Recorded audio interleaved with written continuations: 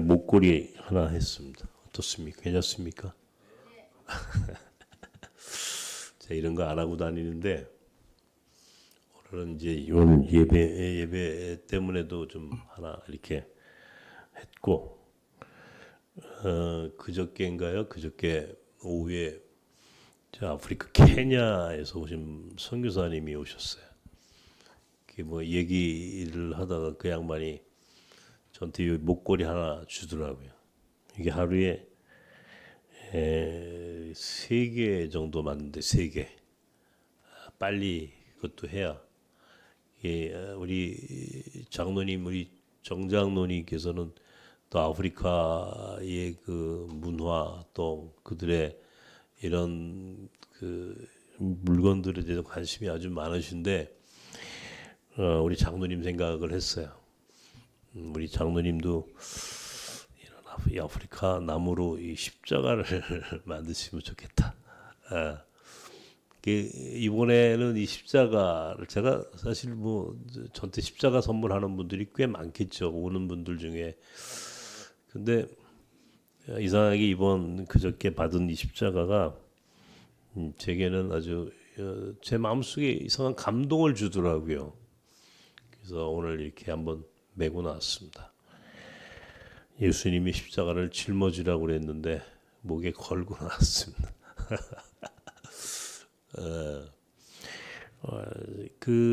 오늘 성경에 있는 말씀은 이 마가복음 8장에 있는 말씀이지만 사실은 마태복음 16장에도 똑같은 본문이 있습니다. 이 이야기를 여기서 배경을 좀 알아야 됩니다. 예수님이 제자들하고 이 가이사라 빌립보 지역으로 이제 소풍을 가셨어요. 뭐 소풍이라고 하는 말은 좀 그렇습니다만 아주 아름다운 곳이거든요. 그곳이. 그래서 이제 예수님도 때에 따라서는 제자들하고 이렇게 나들이를 가시는 경우가 있었어요.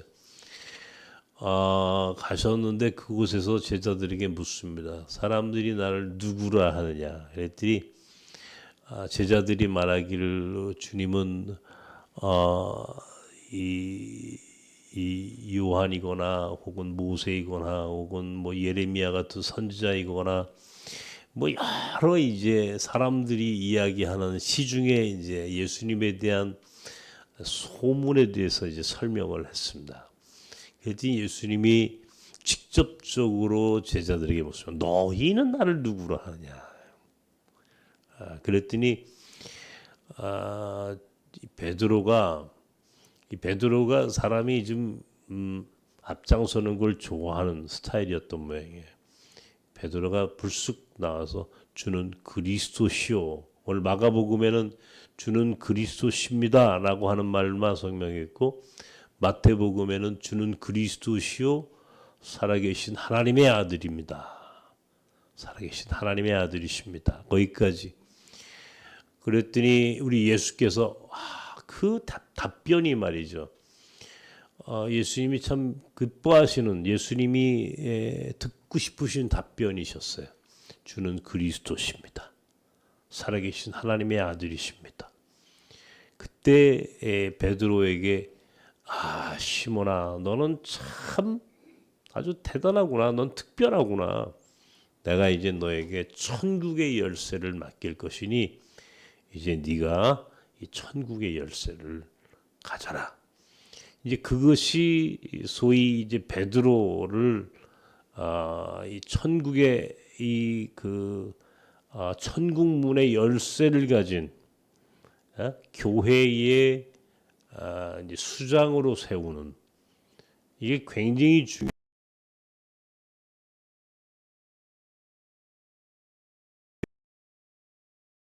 그때 교황을 베드로로 정한 이유가 거기 있는 거예요. 이 본문에 있는 말씀 때문에. 베드로라고 하는 인물은 이 교회의 초석을 난 바로 그 답변 하나로 천국의 열쇠를 가졌어요. 그런데 곧이어 어떤 일이 벌어졌냐면 예수님이 이제 제자들에게 당신의 마지막 남은 길에 대해서 설명을 하셨어요. 내가 곧 고난을 당할 것이고 내가 곧 십자가를 짊어질 것이고 이 고난과 십자가가 얼마나 이게 의미 있는 사건인지에 대해서 제자들에게 설명을 하셨어요. 제자들에게 고난, 십자가. 그랬더니 곧바로 또 베드로가 뭐라고 그러냐면 오늘 마가복음에는 항변했다라고 하는 표현이 나오는데 마태복음에는 주님 그리하실 수 없습니다.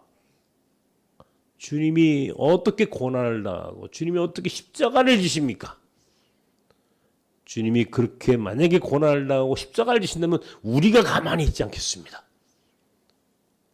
이렇게 예수님 앞에서 자신의 생각을 드러냈어요. 그랬더니 곧바로 예수님이 오늘 8장 33절에 사단아, 마태복음에도 사단아 내 뒤로 물러가라 그런 얘기를 해요. 갑자기 천국의 열쇠를 주셨는데 그 베드로를 향해서 사단아, 사단이 뭐예요? 사탄이죠, 사탄. 응? 네가 하나님의 일을 생각하지 아니하고 사람의 일을 생각하는도다. 이렇게 꾸짖으셨어요. 사람의 일, 하나님의 일을 생각하지 아니하고 사람의 일을 생각하는도다. 그러시면서 하신 말씀이 누구든지 내 제자가 되려고 한다면 자기를 부인해라. 그리고 자기 십자가를 짊어지고 나를 따르라.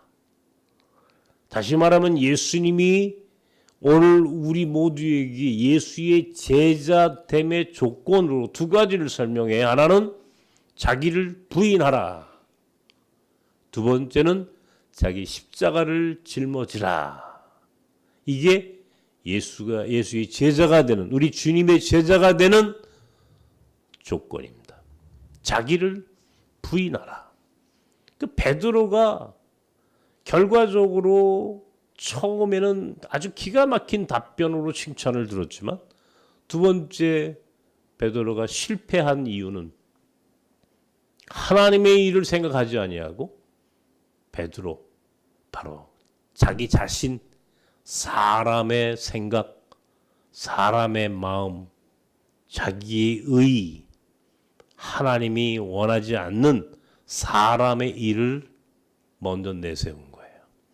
이게 베드로가 실패한 이유예요. 자기를 부인하라. 굉장히 어렵습니다, 여러분. 여러분 자기를 부인한다라고 하는 게 여러분 어떤 의미인지 아십니까?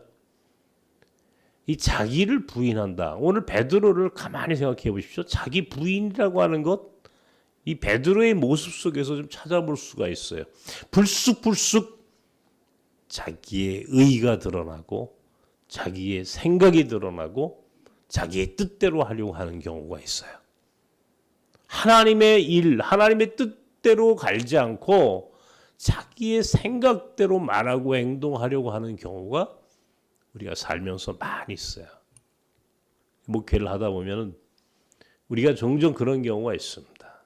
목사인 나도 나의 주장, 나의 생각대로 하려고 하는 경우가 많고 또 교회에 또 소중한 어떤 일들을 조정하고 만들어가는 과정에서 보면은 사실은 하나님의 생각, 하나님의 마음대로 이렇게 하는 것이 아니라 우리가 자기의 생각대로, 자기의 주장대로 하려고 하는 경우가 굉장히 많아요.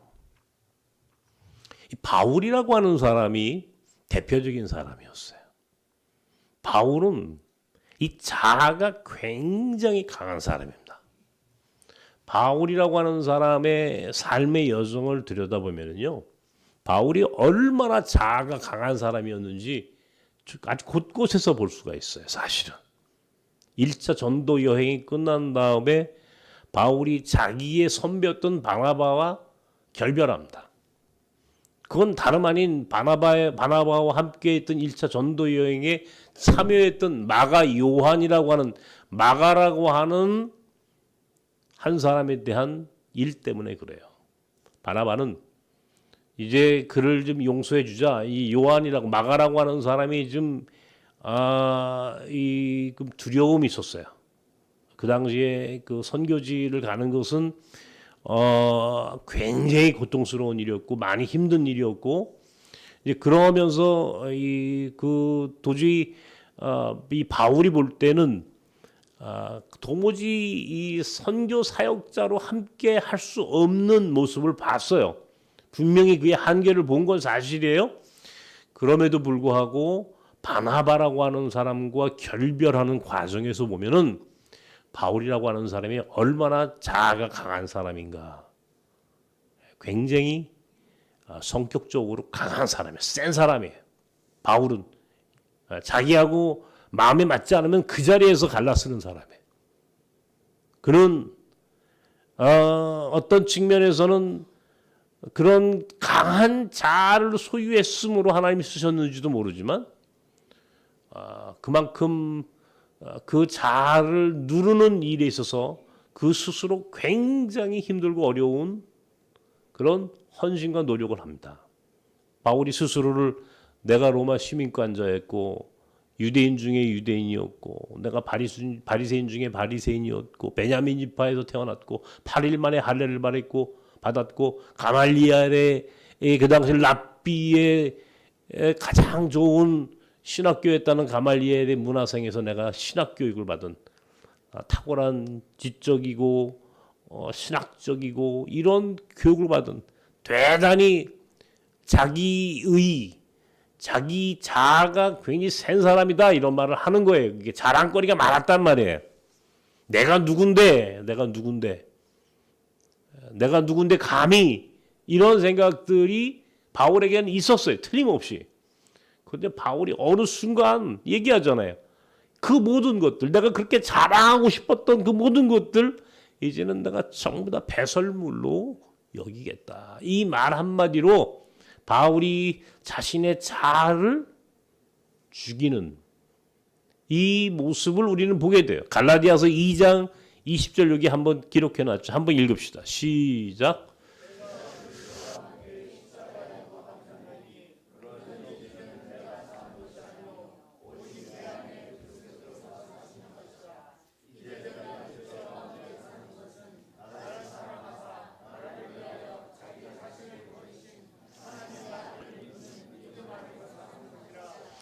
바울이 얘기하잖아요. 나는 이제 십자가에 못 박혔다. 나라고 하는 존재, 나.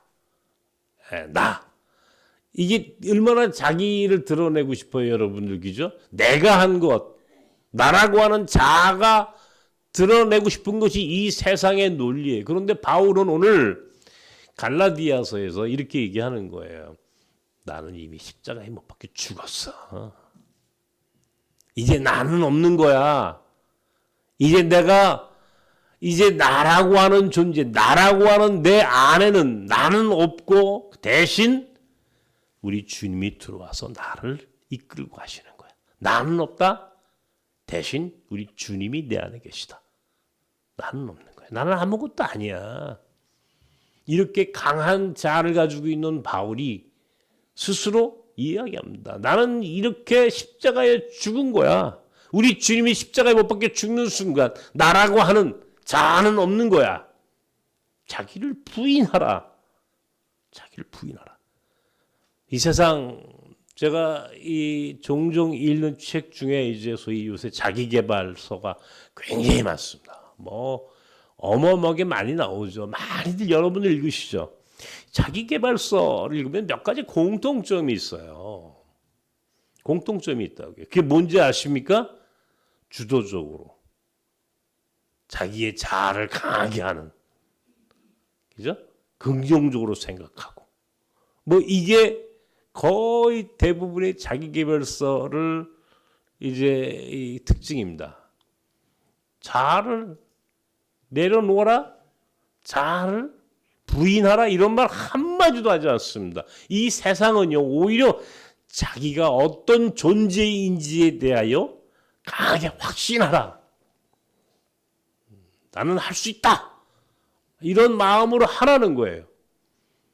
그런데 오늘 우리 주님은 뭐라고 그래요? 자기를 부인하라. 거꾸로 얘기하죠. 이 세상 자기계발서하고 우리 주님이 우리에게 가르쳐 주신 거하고는 달라요. 그 대신 뭐예요? 거기에 나를 부인하는 그 자리에 우리 주님이 들어와 계셔야 한다는 거예요. 그러니까 내 대신 주님이 들어와서 있으면 우리 주님이 내 삶을 이끌어 가신다. 내 삶의 주인은 내가 아니라 이제는 우리 주인이 우리 주님이시다라고 하는 것을 인정하라는 거예요. 이게 복음과 자기계발서의 차이예요. 이 세상의 자기계발서는 내 인생의 주인은 나다라고 가르쳐주지만 복음은 내 인생의 주인은 더 이상 내가 아니고 우리 주님이시다. 나는 죽었다. 난 아무것도 아니고 이제 내 안에 우리 주님이 들어와 계셔. 그분이 시키는 대로 할 거야. 이게 복음이에요. 모세라고 하는 사람 있지 않습니까? 모세가 120살을 살았어요. 어렸을 때 어떻게 갈대 상자에 이제 그가 그 유대인을 핍박하고 이제 죽이려고 했던 당시에 이 바로의 계획에 저항했던 어느 이 히브리 여자의 이 그 생각과 이제 그의 뜻 가운데 이제 그가 나일강으로 갈대 상자에 떠내려가죠. 근데 그거를 바로의 공주가 그 갈대 상자를 보니까 그 안에 아이가 있어서 그걸 키웠다는 거 아니에요. 그래서 바로의 궁전에서 40년을 살았어요. 히브리 유대인 청년이 이제 40년 동안 그 바로의 궁궐에서 어느 정도 좋은 교육을 받았겠어요? 이제 성경에 나오는 얘기는 아닙니다만 유대인의 또 다른 역사 야사를 보면은 이 모세라고 하는 사람이 바로의 궁전에서 상당히 높은 이 권력 서열을 가지고 있었다고 그래요. 한 5위쯤 되는 권력 서열이었다고 그래요. 그러니까 굉장한 거 아니겠어요? 5위쯤 되는 잘하면 바로가 될 수 있는 거예요. 파라오가 될 수 있는 그런 정도의 권력을 소유했어요. 하나님이 모세라고 하는 사람이 바로의 궁전에서 그렇게 높은 지위와 권력을 가지고 있을 때에 모세를 사용하셨느냐라고 우리가 한번 생각해 본다면 알 수 있어요. 하나님은 그런 모세는 사용하지 않으셨어요. 내가 누군데 내가 바로의 궁전에 이렇게 높은 왕자이고 권력이 있는 사람인데 라고 할 때는 하나님은 그를 쓰지 않으셨단 말이에요. 그죠? 하나님은 그런 모세를 충분히 쓸 것 같아. 우리는 우리 스스로도 그렇잖아요. 내가 늘 그런 얘기를 합니다. 하나님의 일을 이제 하십시오라고 권면하면 이제는 못해요. 이제는 힘이 없어요. 몸도 아프고 나이도 들어서 경제활동도 못하니까 돈도 없고 이제 내 나이에 뭘 하겠어요 하면서 대부분의 교인들이 그렇게 자기 핑계를 댑니다. 핑계를 대는 이유가 한결같아요. 사실은 몇 가지예요. 건강, 돈, 세상적인 힘이 없다 이 말을 핑계거리로 내세워요. 근데 모세를 보면 알아요. 모세가 40세니까 건강한 젊은이였어요. 그런 권력이 있었어요. 그럼 하나님이 그때 그를 불러야지. 그때 그를 불러서 야, 네 백성이 여기서 이렇게 노예로 핍박당하고 있는데 네가 네 백성 좀 구해. 그럼 모세가 당장 그 바로의 궁전에서 그 정도의 권력이 있었으면 그 백성을 구원했겠죠. 우리는 그것을 마땅히 맞을 거라고 생각하고 우리 스스로 모세가 바로의 궁전에 있었을 때처럼 높은 권력, 많은 지위, 돈 이런 것들을 마치 우리가 하나님 나라를 위해서 쓰임받을 수 있는 조건이라고 생각하고 그것을 추구합니다. 그 욕망이에요. 욕망. 우리의 욕망과 하나님의 생각은 달라. 우리가 갖고 싶은 소유의 욕망과 하나님이 우리를 쓰시겠다라고 하는 하나님의 뜻은 다른 거예요. 모세가 자아가 강한 사람이었어요. 자기 백성이 핍박당하는 걸 봤어요. 자기 백성이 노예로 취급당하고 함부로 취급당하는 거 봤어요. 그러니까 어떻게 합니까? 애굽의 관원을 때려 죽여버려요. 내 백성을, 나와 같은 동족을 핍박하는 놈, 저놈, 자기 혈기가, 자아가 드러났어요. 이집트 관원을 때려 죽였습니다. 어떤 일이 벌어졌습니까? 그 길로 도망을 가야 되는 게 이제 도망자 신사가 됐어요. 자기 자아를 갖고 일을 하려고 했으면 하나님이 그 강한 자아를 갖고 하나님의 나라를 위해서 쓰임 받겠다고 쓰시겠다고 하셨다면 얼마든지 쓸 수 있는 위치에 있었지만 그때는 하나님이 모세를 쓰지 않아요. 오히려 도망자의 신세로 미디안 광야의 양치기 목동으로 그를 철저하게 광야로 보내십니다. 자아가 강하면 광야 생활을 하는 거예요. 하나님의 사람들은 자기를 부인하는 거예요. 마지막에 그가 나이 80이 됐습니다. 나이 80된 노인, 아무것도 할 수 없어요. 힘도 없어요. 건강도 허락하지 않아요. 스스로 나는 말도 못합니다. 이제 말도 어눌해졌어요. 이제 자기 생각대로 마음대로 할 수 없어요. 그렇죠? 나이 80된 노인이 40년 동안 권력과 세상과 완전히 단절된 그 광야에서 목동으로 살았던 모세가 어떤 모습이었겠습니까? 별 볼 일 없는 모습이란 말이에요. 그 대신 그는 40년 동안 자신의 삶을 반추하면서 과연 인생이 무엇일까? 그 스스로 젊은 시절 그가 혈기를 내고 젊은 시절 그가 자기의 자아를 드러내면서 자기 백성을 구원하겠다고 그렇게 했었을 때 일어났던 그 일들을 반성하면서 그가 인생은 내 마음대로 되는 게 아니야. 그때에 우리 주님이 나타나셔서 우리 하나님께서 모세야 모세야 하면서 모세를 부르시는 모습.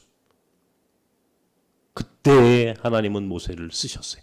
자아가 다 죽을 때, 자아가 다 무너졌을 때, 자기 자신을 부정할 때, 그때에 하나님이 쓰셨어요. D.L. 무디라고 하는 사람이 이렇게 얘기합니다. 모세의 일생을 40년으로 나눴어요. 첫 번째 40년은 somebody, 내가 어떤 사람인데, 두 번째 40년, 나의 80까지를 nobody, 나는 아무것도 아닙니다. 마지막 40년, 그 다음엔 God's body, 하나님의 사람으로. 내가 누군데 라고 할 때는 하나님 글을 쓰지 않아. 근데 내가 아무것도 아닙니다 라고 했을 때 그때 하나님이 그를 부르셨다. 이게 D.L. 무디가 모세의 인생을 그렇게 설명을 하고 있습니다. 나는 목사라고 하는 이 자리가 때로는 대단히 불편합니다. 아마도 제가 이 자아가 너무 강해서 그럴 수도 있어요. 내가 목사가 아니라면 이라고 생각하고 싶었던 적이 한두 번이 아니었어요. 근데 이제 종종 이제 곰곰이 저를 이제 스스로 돌아보면서 생각해 보니까 하나님이 나를 이 훈련시키신 시간이 이 어떤 시간인지에 대해서 내가 이제 깨닫게 됐어요. 제가 언젠가 이 얘기했죠. 제가 굉장히 자아가 강한 사람이었을 거라고. 제가 센 사람이라고. 그런데 이제는 그게 아니더라고요. 그렇게 할 수가 없어요. 그렇게 하기에는 이제 저 자신이 약해졌어요. 약해졌다기보다는 어떤 측면에서는 이제는 스스로 나는 내가 아무것도 아니라고 하는 사실을 제가 스스로 깨닫게 됐어요. 나는 아무것도 아닙니다. 아무것도 아닙니다.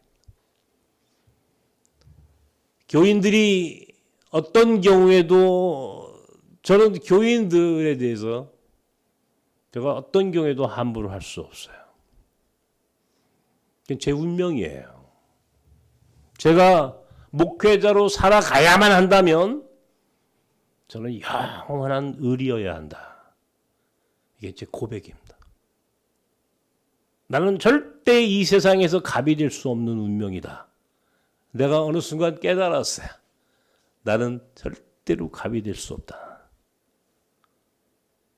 종종 그럼에도 불구하고 내 안에서 불쑥 내 자아가 꿈틀대며 불쑥 올라와요. 이제 알았어요. 그 순간에는 내가 하나님께 기도해야 한다는 것을 알았어요. 하나님께 기도합니다. 하나님, 아직도 내 자아가 이렇게 살아있네요. 내 자아가 살아서 불쑥 솟아올라 그냥 내 뜻대로 내 생각대로 말하고 행동하게 나를 부추기네요. 하나님. 그때 하나님이 베드로에게 말씀하셨던 말씀, 사단아 물러가라. 하나님이 내게 그것을 가르쳐 주셨어요. 사단아, 내 안에서 나를 유혹하지 말아라. 나는 없다. 나는 없는 거야. 우리 두더지 게임 하자요. 두더지 게임. 응? 두더지가 폭 올라오면 어떻게 해? 그걸로 두더지 게임, 그게 꼭 그 우리의 모습이에요. 그 순간은 나를 죽이는 방법, 그것은 눈 감고 기도하는 것밖에 없어요. 그럼에도 불구하고 때로 내 자아가 견디지 못하고 불쑥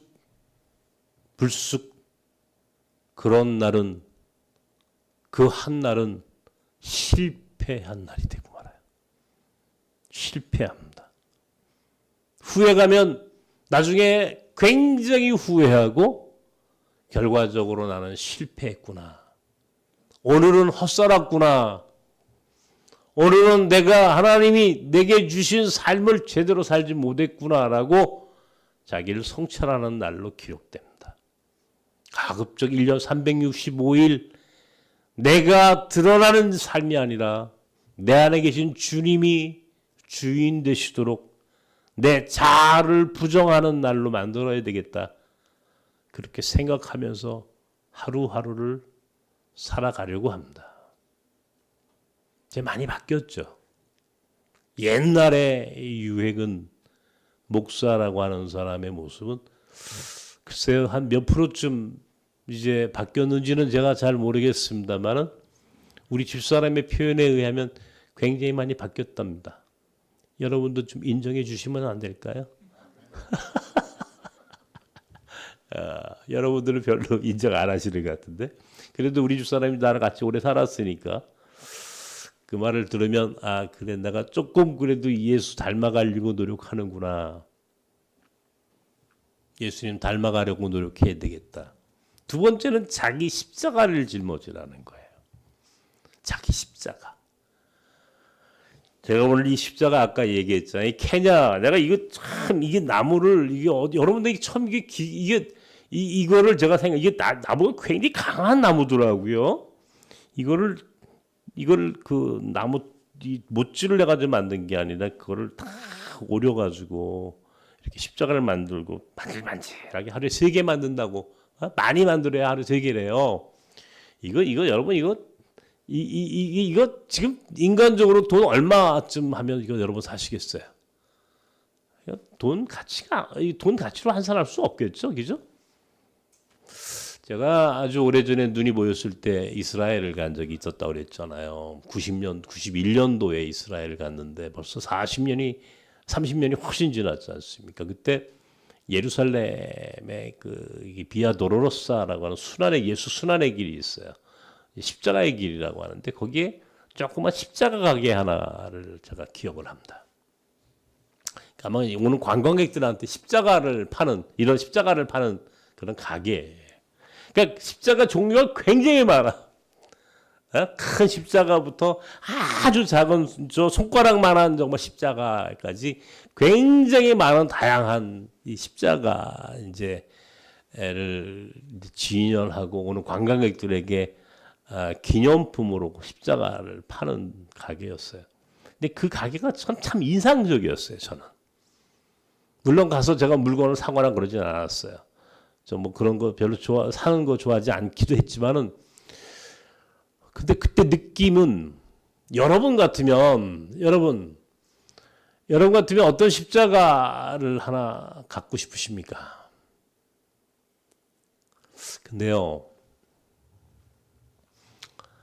나는 여러분들이 이렇게 질문할 수 있어요, 사실은. 우리 주님이 우리 모든 죄를 다 짊어지시고 혼자 십자가 짊어지셨으면 그 다음에 우리는 free, 자유 아닌가요? 그죠? 우리가 소위 구원론에서 예수를 믿은 믿음으로 우리가 구원받았다고 하는데 무슨 또 십자가예요? 라고 물을 수 있다는 겁니다. 사실은 그 말 틀린 말 아니에요.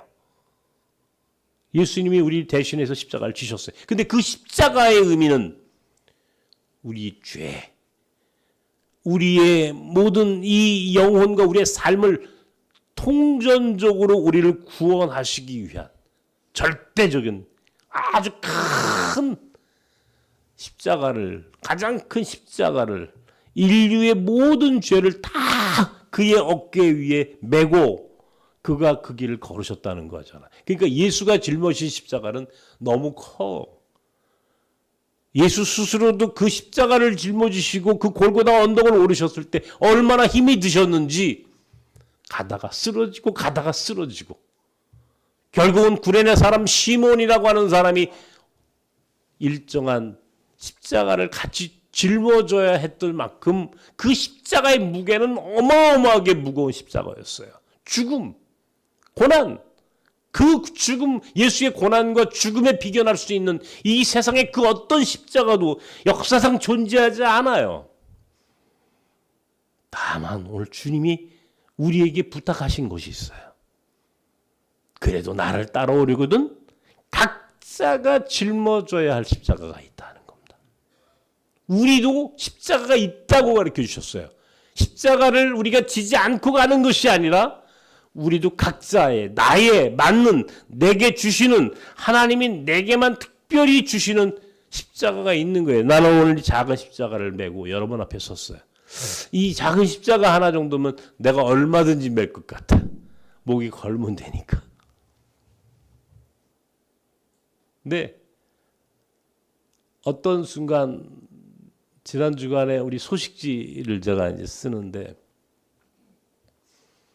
한 주간 동안 이 생각 저 생각하는데 갑자기 이제 사순절이잖아요. 지금 그죠? 십자가를 묵상하는 시간들인데 내가 짊어진 십자가도 만만찮게 무겁다는 생각이 들어.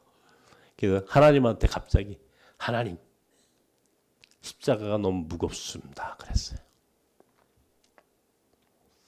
그리고 오늘 우리 찬송 먼저 부른 찬송이 있었잖아요. 우리 이제 시작하는 때 찬송 십자가를 질 수 있나 주가 물어보실 때 십자가를 질 수 있나 이 찬송을 나도 모르게 혼자 읊조리게 됐어요.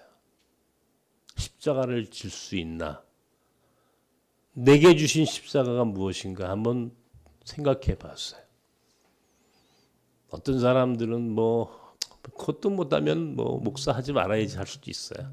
그런데 제게는 그 십자가가 어떤 때는 참 너무 감사하고 또 너무 감격적이에요. 근데 어떤 때는 너무 무거워. 그 십자가를 짊어지는 게 너무 무거울 때가 있어요. 그러면 혼자 그날은 좀 울어요. 하나님 앞에서 기도하면서 울어요. 좀 무겁다고. 좀 가벼운 걸로 좀 바꿔주시면 안 되겠냐고. 근데 하나님이 제게 그때마다 응답해 주시는 것이 있어요. 뭔지 아세요? 네가 감당할 만하니까 준 거야. 이게 늘 주님이 제게 주신 답이었어요. 또 하나는 뭔지 아세요? 네가 짊어지겠다고 손들고 나왔잖아. 네가 할 수 있다고 짊어지겠다고 이 정도는 나도 우리 주님의 십자가까지는 아니지만 내 짧은 인생을 살면서 이 정도 십자가는 짊어지겠다고? 네가 손 들고 나왔잖아. 누가 시켜서 한 거 아니잖아. 나섬, 히브리 센터, 몽골 학교, 북한 선교, 역파송, 목회? 그래도 네가 하겠다고, 네가 그거 짊어지겠다고, 한번 해보겠다고 손 들고 나왔으니까 내게 맡겨준 거야. 그리고 내가 볼 땐 넌 이걸 할 수 있어. 이렇게 하나님이 제게 응답해 주세요. 그러면 제가 너무너무 고마워요. 하나님 나를 인정해 주시는군요. 남자는 자기를 인정하는 사람을 위해서 목숨을 바치고 여자는 자기를 사랑하는 사람을 위해서 목숨을 바친다는데, 아니 내가 하나님이 나를 이렇게 인정해 주신다는데 내가 하나님 나라 위해서 이렇게 사는 것, 이 십자가 짊어지는 거 얼마든지 좀 무거우면 좀 천천히 쉬었다 가지, 이런 생각으로 십자가를 집니다. 저보다 더 어려운 십자가는 우리 집사람이 짊어지고 있어요.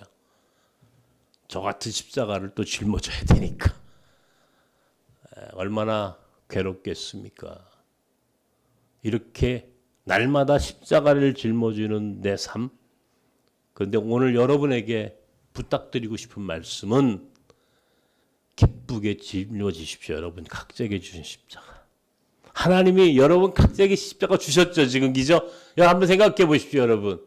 어떤 사람은 가정을 책임져야 되고, 또 말 안 듣는, 또 누군가를 대신해서 혹은 고통을 대신해서 그 십자가를 짊어져야 하는 일들이 많죠. 근데 다 감당할 만하니까 우리에게 주신 거라고 생각하세요. 아무한테나 십자가 맡기지 않아요. 우리 주님이 아무한테나, 여러분 우리한테 주신 십자가 아무한테나 주지 않는다니까요. 이건 특별히 하나님이 사랑하는 사람들에게, 야, 요 정도 하나 짊어지면 어떨까?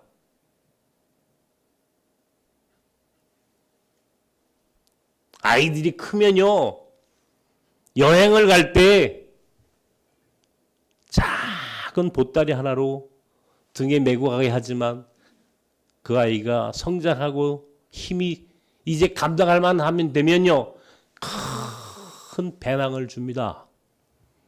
무겁죠. 그것을 짊어질만 한 친구, 그런 아이들에게 그 배낭 무거운 짐 주는 것처럼 똑같은 겁니다. 지금 몇 시입니까, 여보? 12시? 12시 넘었어요? 감사합니다. 제가 12시까지 끝내려고 합니다. 끝나기 전에 기쁜 마음으로 십자가 지십시다. 자기를 부인하시고 십자가를 짊어지시는 것이 이게 행복한 삶을 사는 길이에요. 사람들이 이게 실패한 것 같고 이게 지는 거라고 생각하는데, 자기를 부인하고 자기 십자가를 짊어지는 것이 우리가 세상에서 이기는 삶입니다. 이것이 복이에요. 십자가 짊어지고 자기를 부인하고 하루하루 주님이 가라고 하는 이 여정, 우리 함께 걸어갑시다. 기도합시다.